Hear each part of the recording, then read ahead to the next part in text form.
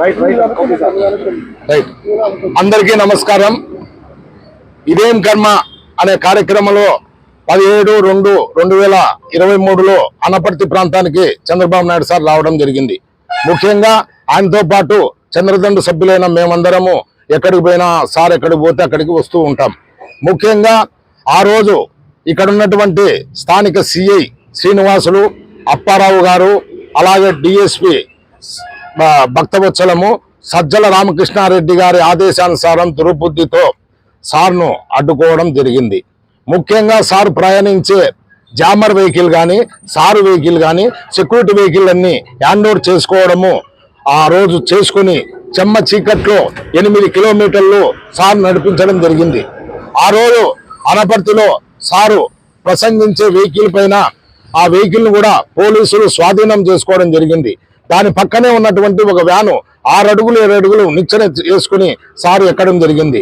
ముఖ్యంగా అక్కడ కరెంటు ఈ సిఐ డిఎస్పి అక్కడ ఉన్నటువంటి పోలీసులు కరెంట్ ఆఫ్ చేసి జనరేటర్ను కూడా ఆఫ్ చేయడం జరిగింది.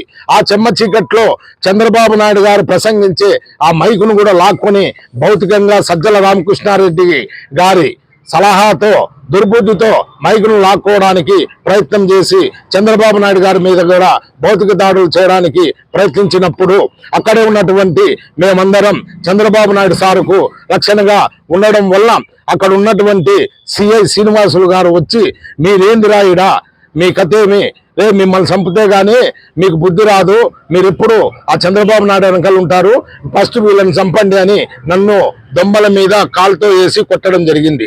ఆ పిమ్మటే ఆ పక్కనే ఉన్నటువంటి డిఎస్పి గారు కూడా నన్ను కొట్టి కింద వేయడం జరిగింది. నేను కింద పడినప్పుడు ఆ దొమ్మల మీద వాళ్ళు కాళ్ళతో బూటు కాళ్ళతో తొక్కుతున్నప్పుడు నేను అరిచినప్పుడు ఆ కేకలకు అరచకోకుండా సిఐ ఇక్కడ ఉన్నటువంటి ఎస్ఐ అప్పారావు గారు, డిఎస్పి నా నోరు అదం పట్టి నన్ను స్రోపోయే విధంగా నన్ను కొట్టడం జరిగింది.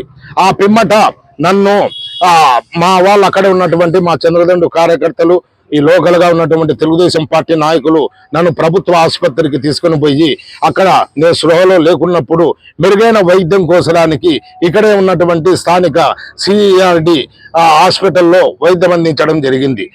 దీనికంతా దురుద్దేశము సజ్జల రామకృష్ణారెడ్డి గారు ఆంధ్రప్రదేశ్ రాష్ట్ర ప్రభుత్వ సలహాదారుడుగా ఆ రోజు ఉన్నాడు. ఆయన చంద్రబాబు నాయుడుకు లక్షలాది మంది జనాలు నిరాజనాలు పడుతుంటే దీన్ని ఏ విధంగా ఆయన కూడా అడ్డుకోవాలనే ఉద్దేశంతో దురుద్దేశంతో ఇక్కడ ఉన్నటువంటి పోలీసు అధికారులకు ఆదేశాలు ఇచ్చి ఈ విధంగా మా మీద దాడులు చేసి నన్ను చంపేదానికి ప్రయత్నం చేయడం జరిగింది. ఆ రోజు నేను హాస్పిటల్లో చేరినప్పుడు ఇది ఎమ్మెల్సీ కాపీ, కానీ ఇంతవరకు కేసులు అనేవి పెట్టలేదు. దానికి ఈరోజు నేను కేసు పెట్టడానికి ఇక్కడికి వచ్చాను. ముఖ్యంగా నా మీద హత్య చేయడానికి ప్రయత్నించినటువంటి దీంట్లో ప్రధాన కారకుడు సజ్జల రామకృష్ణారెడ్డి గారి పైనను, అలాగే డిఎస్పి భక్తవత్సలం పైన, సిఐ శ్రీనివాసుల పైన, ఎస్ఐ అప్పారావు పైన, మిగతా పోలీసు అధికారుల పైన వాళ్ళ కఠినంగా శిక్షించి 307 కేసు వేసి కఠిన చర్యలు తీసుకోవాలని నేను డిమాండ్ చేస్తున్నాను. ఎందుకంటే పోలీసులే ప్రాణాలను కాపాడాల.